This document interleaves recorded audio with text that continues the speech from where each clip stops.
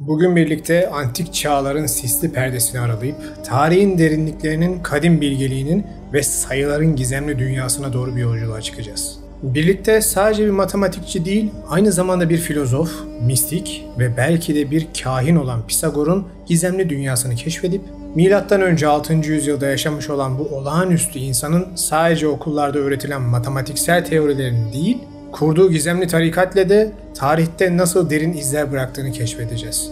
Onun bu bilimsel ve ilahi yolculuğunu adım adım takip ederken kim bilir belki videonun sonunda sizin de kendi destansı yolculuğunuz başlayabilir. Gerçeği Bul'a hoş geldiniz.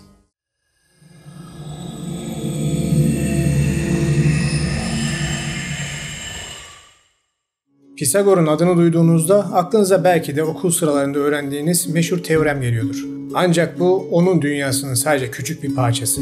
Gerçek Pisagor, sayıların ardındaki gizli anlamları keşfetmeye çalışan, evrenin sırlarını çözmeye kendini adamış bir arayışçıdır. Onun için matematik sadece hesaplamalardan ibaret değil, evrenin diliydi. Şimdi gözlerinizi kapatın ve kendinizi binlerce sene önce antik Yunanistan'ın tozlu sokaklarında hayal edin. Uzaktan gelen gizemli bir müzik kulağınıza çalınıyor. Bu, Pisagor'un takipçilerinin söylediği ilahilerin sesi. Sesin geldiği yöne doğru ilerledikçe karşınızda yüksek duvarlarla çevrili bir yapı beliriyor. Pisagor'un tarikatının merkezine hoş geldiniz. Kapıda duraksıyorsunuz. İçeri girmek, bilinmeyene adım atmak anlamına geliyor. Ancak içinizdeki merak duygusu sizi ileriye doğru itiyor. Kapıyı çalıyorsunuz ve içeriden gelen ses soruyor. Kimsin ve ne arıyorsun? Cevabınız ya içeri girmenizi sağlayacak ya da dışarıda kalacaksınız. Neyse ki biz cevabın ne olduğunu biliyoruz. Pisagor'un öğretilerine göre doğru cevap gerçeği arıyorum olmalı. İşte bu cevap ile Pisagor'un dünyasına yolculuğumuz başlıyor. Bu yolculukta onun aldığı gizemli eğitimi, kurduğu matematik tarikatını ve bu tarikatın ardında yatan derin felsefeyi keşfedeceğiz. Ancak unutmayın, bu sadece bir tarih dersi değil. Pisagor'un öğretileri günümüzde bile yankılanmaya devam ediyor. Pisagor'un hayatı sıradan bir biyografiden çok daha fazlası. Homeros'un Odysseus'indeki Odysseus gibi Pisagor'da bilinmeyene doğru yelken açmış, çeşitli sınavlardan geçmiş ve sonunda kendi İtakasını yani bilgeliğine ulaşmıştır. Hazırsanız başlıyoruz.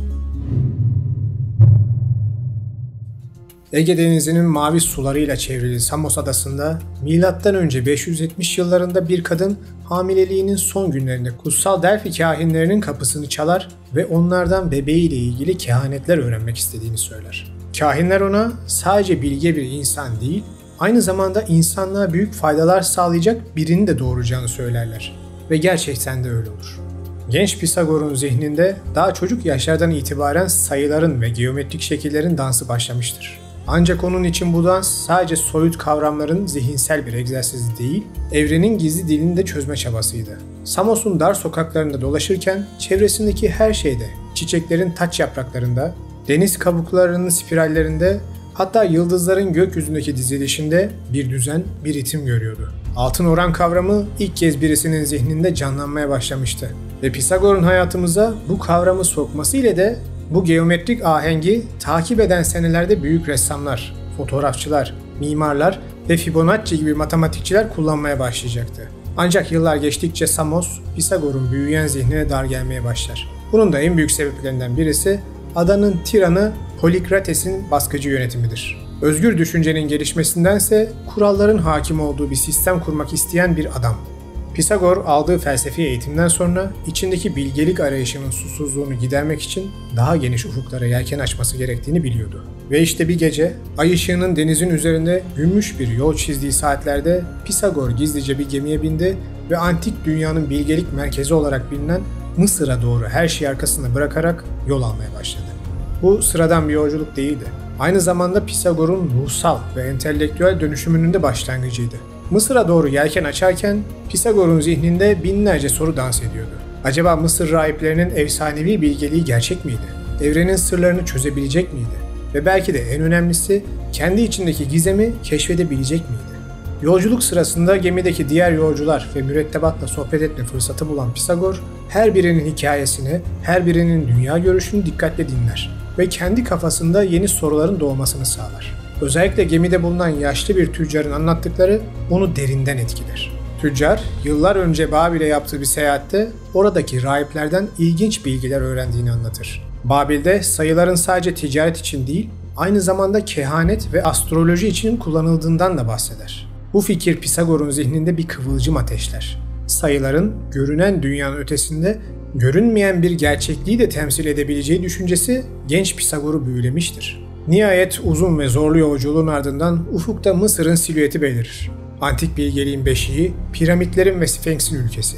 Ayakları Mısır toprağına bastığı anda Pisagor bunun sadece bir başlangıç olduğunu biliyordu. Çünkü Mısır'da onu bekleyen şey sadece bilgi değil, o bilgiyi öğrenmek için zorlu bir mücadele de onu bekliyordu.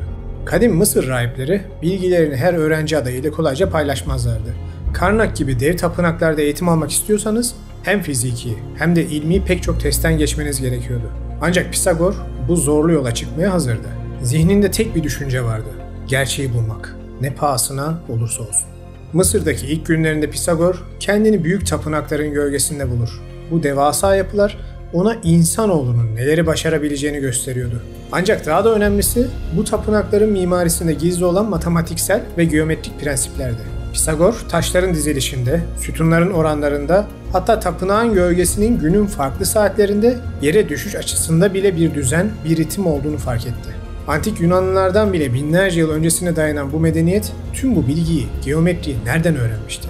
Tüm bu ilmin kaynağı neydi? Pisagor'un içi içini yerken sonunda beklediği an gelmişti. Tapınak için öğrenci seçmeleri başlıyordu.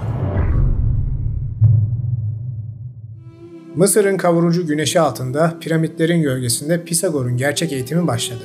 Ancak bu modern anlamda bir eğitim değildi. Mısır rahipleri bilgilerini sadece layık gördükleri kişilere aktarırlardı ve bu layık olma süreci çoğu zaman yıllar süren zorlu sınavlardan geçmeyi gerektirirdi. Pisagor'un ilk durağı günümüz Kahire'sinin doğusunda bulunan Heliopolis bölgesindeki güneş tapınağıydı. Burada Ra kültünün rahipleri evrenin sırlarını güneşin hareketleriyle ilişkilendiren derin bir bilgeliğe sahipti. Şimdi Pisagor tapınağa gider gitmez eğitimi başladı sananlar varsa yanılıyorlar. Çünkü tapınağın rahipleri onu görmezden geliyorlardı. Sanki orada değilmiş gibi davranıyorlardı. Hem de günlerce. Pisagor farkında değildi ama ilk sınavı çoktan başlamıştı. Sabır. Günler haftaları, haftalar ayları kovaladı. Pisagor her gün aynı saatte tapınağın kapısında beliriyor, sessizce oturuyor ve bekliyordu. Ne yağmur, ne kavurucu sıcak, ne de gecelerin soğuğu onu bu kararlılığından vazgeçiremedi. Nihayet bir yıllık beklemenin sonunda tapınağın baş rahibi ona yaklaştı ve "Sen kimsin?" diye sordu. Pisagor'un cevabı onun sadece bir Yunanlı filozof adayı olmadığını gösterdi. "Ben, evrenin sırlarını arayan bir ruhum. Bedenimde geçici olarak bulunuyorum ve bu beden Samos'ta doğdu." Bu cevap öğrenci adayının Mısır rahiplerinin öğretilerine aşina olduğunu gösteriyordu. Çünkü onlara göre de ruh ölümsüzdü ve beden sadece geçici bir konuttu. Bu cevapla birlikte Pisagor'un Mısır'daki gerçek eğitimi nihayet başladı. Pisagor, Heliopolis'te sayıların kutsal anlamları üzerine dersler aldı. Rahipler ona her sayının sadece bir miktar değil, aynı zamanda bir nitelik de taşıdığını öğrettiler. Örneğin bir sayısı birliği ve başlangıcı temsil ediyordu. 2. Zıtlık ve dengeyi. 3. Mükemmelliği ve tanrısal olanı. 4. Maddesel dünyayı ve 4 elementi. Bu öğretiler daha sonra Pisagor'un kendi felsefesinin temellerini oluşturacaktı. Memphis'te geometrinin sırlarına vakıf oldu. Burada şekillerin sadece çizgiler ve açılardan ibaret olmadığını, her birinin evrenin bir yönünü temsil ettiğini öğrendi. Üçgen, piramit ve küp gibi şekillerin kutsal anlamları vardı. Özellikle de 5 köşeli yıldız, daha sonra Pisagor tarikatının sembolü haline gelecek olan pentagram burada özel bir öneme sahipti. Pentagramın her köşesi insanın 5 duyusunu ve 5 temel erdemi, bilgelik, cesaret, adalet, merhamet ve öz denetimi de sembolize eder. Aynı zamanda pentagramın merkezinde yer alan boşluk, insanın ruhsal özü ve içsel bilgeliğinin de bir yansıması olarak sembolize edilir. Küçük de bir dipnot, pentagramın şekline baktığımızda aynı zamanda ellerini ve bacaklarını açmış bir insan figürü de karşınıza çıkar. Yani tanrısal olanın insanın içinde olduğunun bir işaretidir. Bu da sembolizm araştırmayı sevenler için küçük bir bilgi olsun. Heliopolis'ten sonra Tep kentinde eğitimine devam eden Pisagor, burada hermetik öğretilerin kalbine iner ve hermetizmin en temel felsefesi olan yukarıdaki aşağıdakine benzer, aşağıdaki de yukarıdakine benzer prensibini öğrenir. Bu prensip mikrokozmos ve makrokozmos arasındaki ilişkiyi açıklıyordu. İnsan evrenin küçük bir modeliydi ve evrende olan her şeyin bir şekilde insanda da yansıması bulunuyordu. Bunun basitçe bir açıklamasını yapmam gerekirse, insanın kurduğu düzene bakın. Şehirlere, güç santrallerine, caddelere, sokaklara, tüm bunlar aynı zamanda insanın bedeninin içindeki sistemin bir yansımasıdır. Damarlar caddelerdir. Kan hücreleri gerekli malzemeyi taşıyan arabalardır. Hücrelerinizin içindeki mitokondri enerji üreten santrallerdir gibi insan farkında olmadan kendi içindeki sistemin aynısını bulunduğu dünyada da kurmuştur. Yani bir kez daha yukarıdaki neyse aşağıdaki de odur lafını kendi dünyasında tezahür ettirmiştir. İşte aynı şekilde bu yaklaşımla yaratılan şeylerin sırlarını bilimsel metotlar ile çözersek yukarıdakinin de sırrını çözebiliriz demektir. Yani yaratıcınızı, yaratılmışları bilimsel olarak inceleyerek anlarsınız. Tüm bu hermetik sembolizm ve onun gizemli felsefesine yakında gelecek hermetizm videosunda gireceğiz. O yüzden biz Pisagor'un hikayesiyle devam edelim. Mısır'daki eğitimi sırasında Pisagor sadece teorik bilgilerle yetinmedi. Aynı zamanda meditasyon, nefes teknikleri ve çeşitli ritüeller de öğrendi. Bu uygulamalar zihnin ve bedenin uyumunu sağlıyor, böylece daha yüksek gerçeklikleri kavramayı mümkün kılıyordu. Özellikle ilgisini çeken konulardan biri de ölümden sonra yaşam öğretisiydi. Mısır rahipleri ruhun ölümsüz olduğuna ve ölümden sonra çeşitli diyarlarda varlığının bir şekilde devam ettiğine inanıyorlardı. Bu fikir Pisagor'un zihninde derin bir etki bıraktı ve daha sonra kendi öğretisinin temel taşlarından biri haline geldi. Mısır'daki eğitimi sırasında Pisagor, müziğin matematiksel temelleri üzerine de çalıştı. Rahipler ona müziksel harmoninin sayısal oranlarla ifade edilebileceğini gösterdiler. Bu keşif daha sonra Pisagor'un kürelerin müziği teorisinin temelini oluşturacaktı. Ancak Mısır'daki eğitimi sadece bilgi edinmekten ibaret değildi. Pisagor aynı zamanda zorlu sınavlardan da geçmek zorundaydı. Bu sınavlar bazen fiziksel dayanıklılığı test ederken bazen de zihinsel ve ruhsal gücü sınıyordu. Örneğin günlerce karanlık bir odada yalnız kalma, uzun süreli oruç tutma veya karmaşık bilmeceleri çözme gibi görevlerle de karşılaştı. Fakat bu sınavların en zorlusu belki de ölüm deneyimi olarak adlandırılan ritüeldi. Bu ritüelde Pisagor bir lahite kapatılıp 3 gün boyunca orada kaldı. Bu süre zarfında fiziksel bedeninden ayrılma ve ruhsal alemlere yolculuk yapma deneyimi yaşadı. Ve bu deneyim onun ölüm ve yaşam hakkındaki anlayışının kökten değişmesine sebep oldu. Çok sıkı oruç ve nefis terbiyesinin nihai hedeflerinden birisi budur. Bedenin bütün dünyevi temel ihtiyaçlarını limitlerine kadar kıstığımızda ruhun kapısı açılmaya başlar. Fakat bu uzun bir eğitimin son safhalarında yapılan bir şeydir. O yüzden sakın gaza gelip kendinizi zorlamayın. Ciddi sorunlarla karşılaşabilirsiniz. Mısır'daki yıllar süren eğitiminden sonra artık Pisagor sadece bilgi edinmekte kalmadı. Aynı zamanda derin bir içsel dönüşüm de yaşadı. Kadim bilgeliğin sırlarına vakıf olmak için Pisagor, doğunun gizemli diyarlarına doğru yoluna devam edecekti. Ve o yolculuklar sayesinde günümüz matematiği yeniden doğacaktı. İlmin derinliklerine inme yolculuğunda Mısır'dan ayrılan Pisagor, önce Fenike'ye, ardından da Babil'e ve hatta bazı rivayetlere göre Hindistan'a kadar gitmiştir. Fenike'ye vardığında Pisagor kendini bambaşka bir dünyada buldu. Fenikeliler denizcilik ve ticaretin ustaları olarak biliniyorlardı. Ancak onların medeniyete asıl katkısı alfabenin geliştirilmesiydi. Pisagor burada sembollerin ve işaretlerin gücünü keşfetti. Fenike alfabesindeki her harfin aynı zamanda bir sayıyı temsil ettiğini öğrendi. Bu ona kelimelerin ve isimlerin sayısal değerlerini hesaplama imkanı verdi. Daha sonra günümüze gematria ya da daha çok bildiğiniz adı ile ebced hesabı olarak bilinecek olan bu uygulama Pisagor'un sayılar ve anlamlar arasındaki ilişki hakkında düşüncelerini derinleştirdi. Gematria veya ebced, kadim zamanlardan beri özellikle kehanet sanatında ve kutsal olarak atfedilen metinlerdeki daha derin anlamları bulma amacıyla kullanılmış bir uygulamadır. Pek çok evliyanın kitaplarında da bu teknik kullanılarak çeşitli Kur'an analizleri ya da ilginç metafizik deneyler yapıldığına tanık olabilirsiniz. Bu konuda en bilindik isimlerden birisi de İbnül Arabi'dir. Ve onun Fütuhat ve Saatlerin Hazinesi gibi eserlerinde bu hesaplamaları sık sık görürüz. Konuya ilgisi olanlar açıklama kısmına sizin için paylaştığım araştırma dokümanlarına bakabilirsiniz. Fenike'de aldığı eğitimden sonra Pisagor'un sonraki durağı meşhur Babil şehri olmuştur. Burada Pisagor kendini astronomi ve astrolojinin beşiğinde buldu. Babil rahipleri yıldızların hareketlerini büyük bir hassasiyetle hesaplayabiliyorlardı.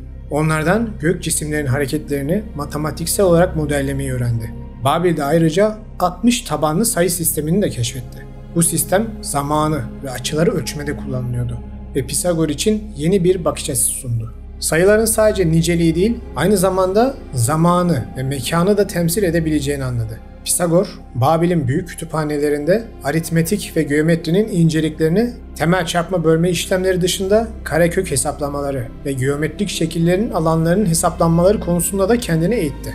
Buradaki alimlerden aldığı ilimler sayesinde de günümüzde Pisagor teoremi olarak bilinen matematiğin en önemli teoremlerinden birisi olan bir dik üçgenin kenarları arasındaki ilişkiyi bize öğretecekti.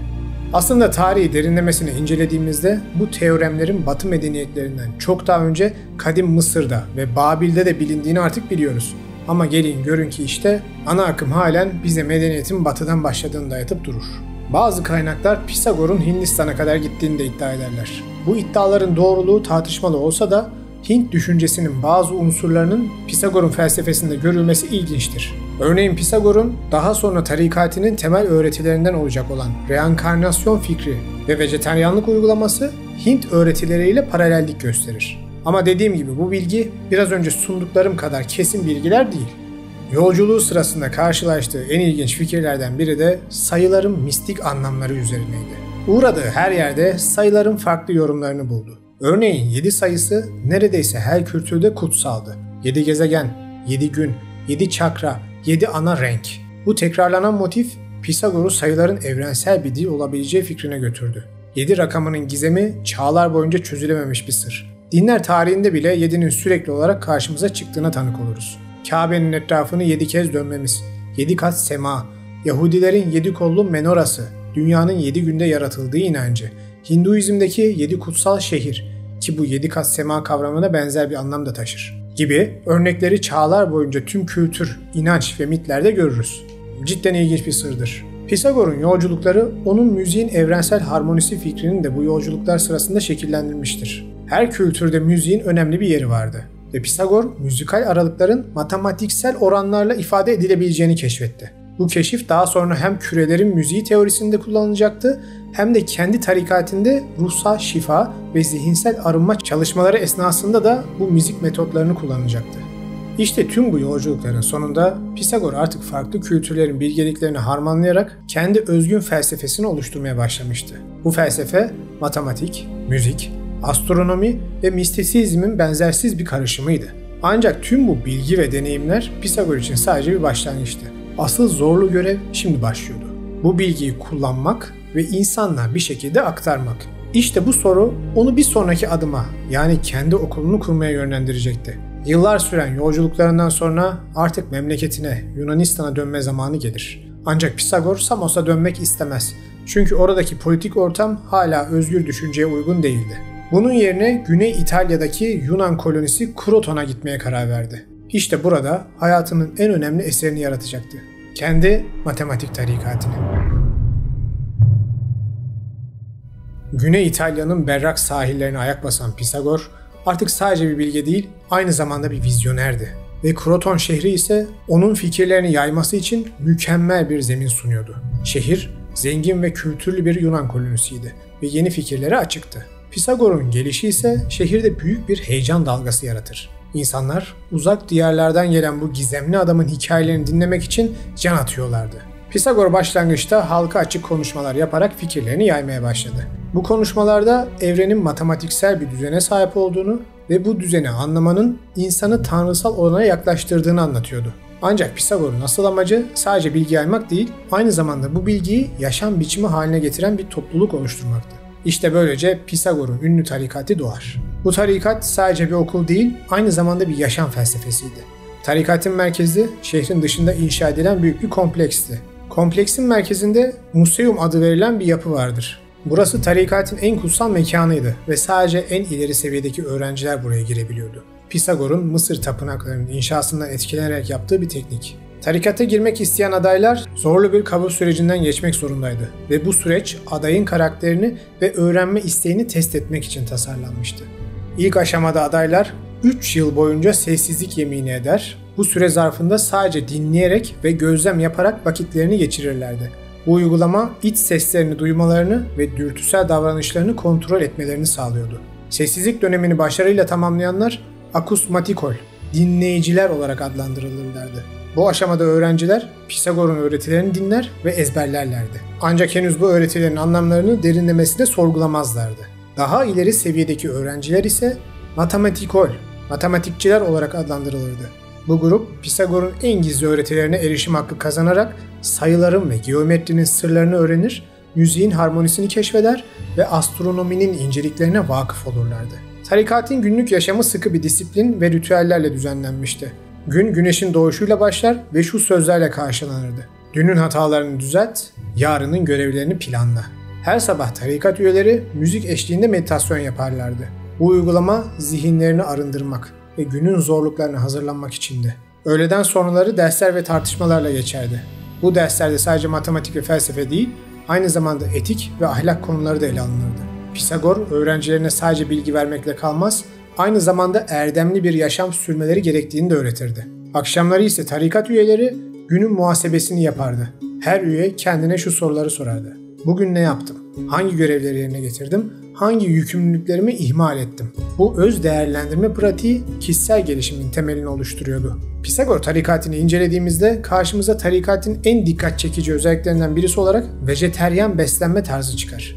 Pisagor, hayvanların da ruhu olduğuna ve reenkarnasyon yoluyla insanlara dönüşebileceklerine inanıyordu.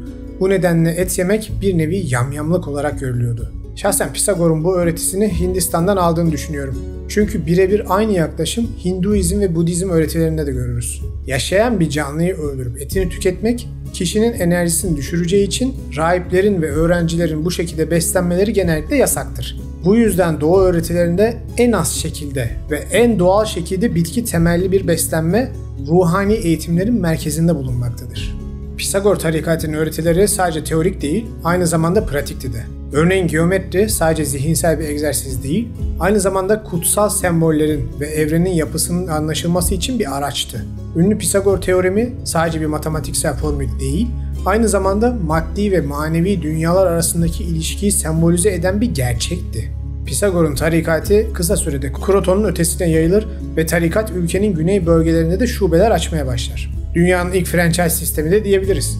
Zamanla popülarite arttıkça tarikatın üyeleri sadece filozof ve matematikçiler değil, aynı zamanda politikacılar ve toplum liderleri haline de geldi. Bu durum tarikatın gücünü ve etkisini arttırırken aynı zamanda bazı çevrelerde de korkuya ve kıskançlığa yol açtı.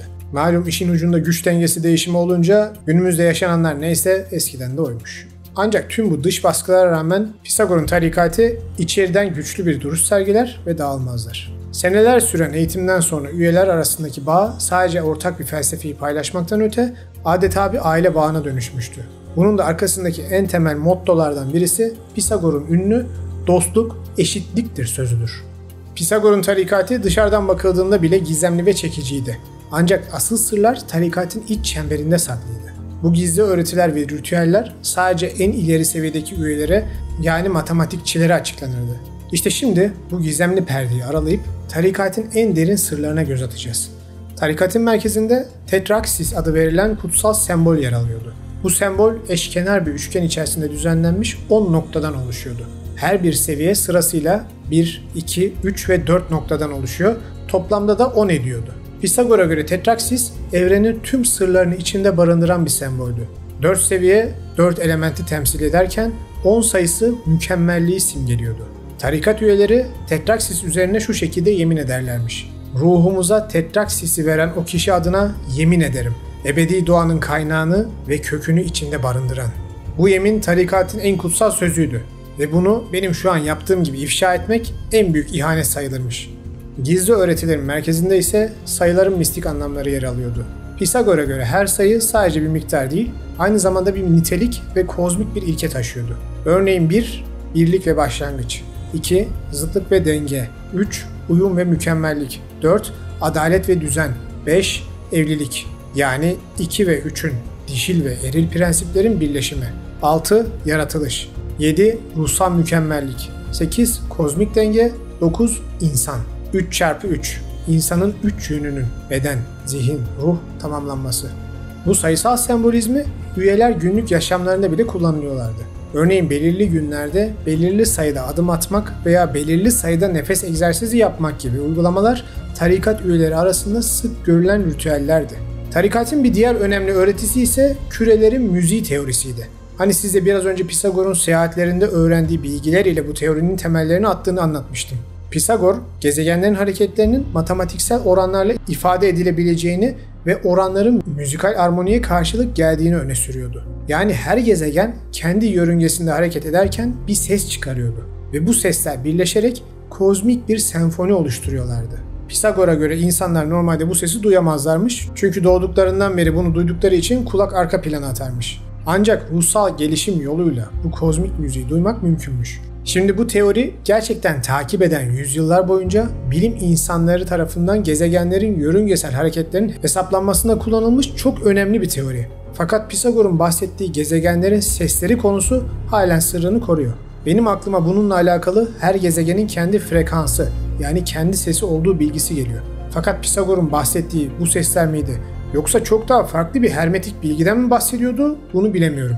Ama merak edenler için bazı gezegenlerin yaydığı radyo frekans sesleri şu şekilde.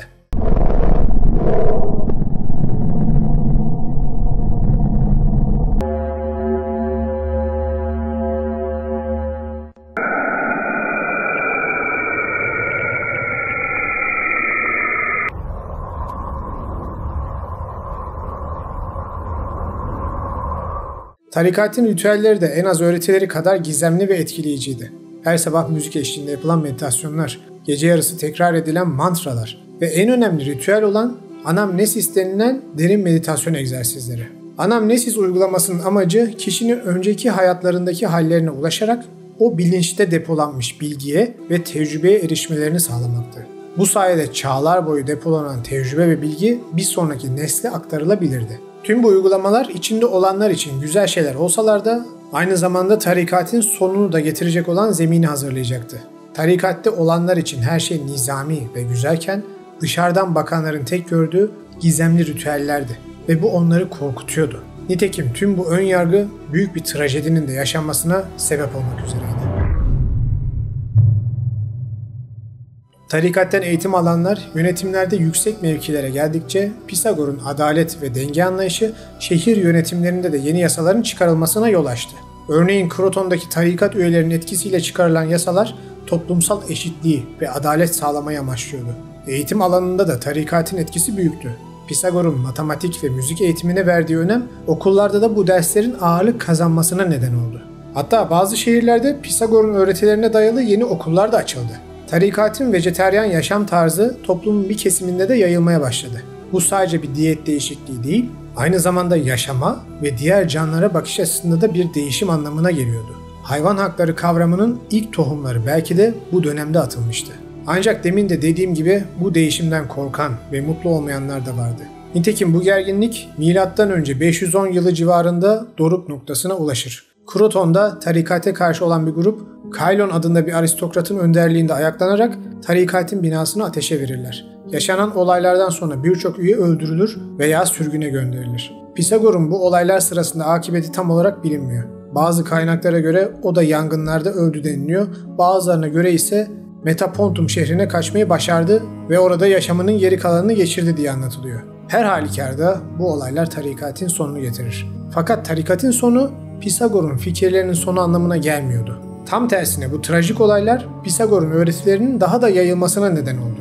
Hayatta kalan üyeler farklı şehirlere dağılarak Pisagor'un fikirlerini yaymaya devam ettiler ve onun fikirleri Platon başta olmak üzere birçok Yunan filozofunun derinden etkiledi. Platon'un ideal devlet anlayışında ve sayılara verdiği önemde Pisagor'un etkisini görmek mümkündür. Rönesans döneminde ise Pisagor'un fikirleri yeniden keşfedildi ve büyük ilgi gördü. Özellikle evrenin matematiksel bir düzene sahip olduğu fikri Kopernik, Kepler ve Galileo gibi bilim insanlarını derinden etkileyerek bu düşüncenin modern bilimin temellerinin atılmasında önemli bir rol oynamasına sebep oldu. Günümüzde bile Pisagor'un mirası varlığını sürdürüyor. Matematik ve müzik arasındaki ilişki günümüzde bile bir araştırma konusu. 7 temel nota olduğunu da unutmayın. Evrenin matematiksel bir yapıya sahip olduğu fikri modern fiziğin temel varsayımlardan biri. Hatta New Age akımları içinde bile Pisagor'un mistik öğretilerinin izlerini görmek mümkün. Pisagor'un düşünce sisteminde matematik sadece sayılarla yapılan hesaplamalardan ibaret değildi. Ona göre matematik evrenin temel yapı taşıydı ve gerçekliğin özünü anlamanın anahtarıydı. Her şey sayıdır diyordu Pisagor. Ve bu basit görünen cümle aslında derin bir kozmolojik anlayışı ifade ediyordu. O sayıları canlı varlıklar gibi görüyor, her birine kişilik ve karakterler atfediyordu. Örneğin tek sayılar erkek, çift sayılar dişi olarak kabul ediliyordu. Bazı sayılar arkadaş sayılardı, bazıları ise düşman. Pisagor, müzikteki armoninin de matematiksel olduğunu keşfetti. Telli bir çalgının tellerinin uzunluğunu değiştirerek farklı notalar elde edilebileceğini gösterdi. Örneğin bir telin yarısı çalındığında orijinal notanın bir oktav üstü duyuluyordu. Bu keşif müzik ve matematik arasındaki derin bağlantıyı bize gösteren harika bir örnek. Pisagor'un kozmolojisinde dünya evrenin merkezinde değildi. O, dünyanın da dahil olduğu 10 gök cisminin merkezdeki merkezi ateş yani güneşin etrafında döndüğünü düşünüyordu. Bu o dönem için devrimsel bir fikirdi. Hatta daha sonra gelişecek olan heliosentrik modelinde öncüsü sayılabilir. Düşünün, onun bu fikrinin yayılmasını önlemek için Vatikan videomda gördüğünüz gibi papalık yüzlerce insanı ölümle cezalandırmıştır. Bağnazlar her daim gerçeklerden ve bilimden korkarlar. Bunu unutmayın. Bana göre Pisagor'un en büyük mirası belki de bilim ve ruhaniliği birleştirme çabasıydı. O evrenin hem rasyonel hem de mistik bir şekilde anlaşılabileceğini göstermek istiyordu. Bu yaklaşım günümüzde bile birçok düşünür ve bilim insanı için bir ilham kaynağı olmaya devam ediyor. Ve yaratılmış sistemi anlarsak yaratıcıyı da anlayacağımız ilkesine dayanıyor. Açıkçası ben de bu fikrin destekçilerinden biriyim. Pisagor'un ölümünün üzerinden neredeyse 2500 sene geçti. Fakat onun oluşturduğu temeller sayesinde günümüzde gezegenlerin hareketlerini hesaplayabiliyoruz. Onun evren matematiksel bir düzene, yapıya sahiptir lafının bir kanıtı olarak şu an evreni anlamak için kullandığımız gerek kuantum fiziği, gerek Newton fiziği matematiksel temellere dayanıyor. Müzik alanında halen onun matematiksel nota oranlarını kullanıyoruz. Onun felsefi yaklaşımları ise farkında bile olmadan sosyal hayatımızın birer parçası halinde. Günümüzde kullandığımız zıt kutuplar birbirini çeker lafı Pisagor'un zıtlıkların uyumu fikrine dayanmakta. Fakat benim en çok dikkatimi çeken şey Pisagor'un her şey sadece sayılardan ibarettir lafı. Bunun nedenli gerçekçi bir laf olduğunu şu an aranızda bilgisayar ile uğraşanlar varsa biliyorlardır. Bilgisayar programlarının, oyunlarının, kısacası sanal dünyanın bütün temeli sıfır ve birlerden oluşan sayı dizilerinden ibaret. Yani gerçekten biz sayıları kullanarak her şeyin sayılardan oluştuğu bir sanal alem yarattık. İnsan düşünmeden edemiyor. Acaba Pisagor'un da evrenimiz için kullandığı her şey sadece sayılardan ibaret lafı, acaba bizim de birisinin yarattığı sayılardan oluşan simülasyon bir evrende olduğumuz anlamına mı geliyor? İşte bir kez daha bilimin ve inancın iç içe geçtiği yerde aklımıza hermetik felsefenin meşhur lafı tekrar geliyor. Yukarıdaki neyse aşağıdaki de odur. Videoyu izlediğiniz için hepinize teşekkür ederim. Pisagor çok sıra dışı ve önemli bir karakter olduğu için hayatını bir hikaye gibi size sunmak istedim. Umarım beğenmişsinizdir. İçerikler hoşunuza gittiyse kanala abone olarak videoları beğenip paylaşarak Gerçeği Bul'a destek verebilirsiniz. Bir sonraki hafta görüşene kadar kendinize iyi bakın.